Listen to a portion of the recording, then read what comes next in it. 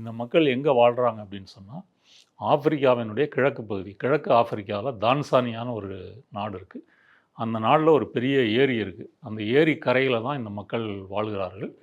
அந்த 2024, 25 கணக்கீட்டின்படி சுமார் ஒரு 1200லேருந்து 1300 ஹட்சாப் பழங்குடி மக்கள், பூர்வகுடி மக்கள் இருக்கலாம். இப்போ மொத்தத்திலே அவங்க அவ்வளோதான் இருக்கிறாங்க.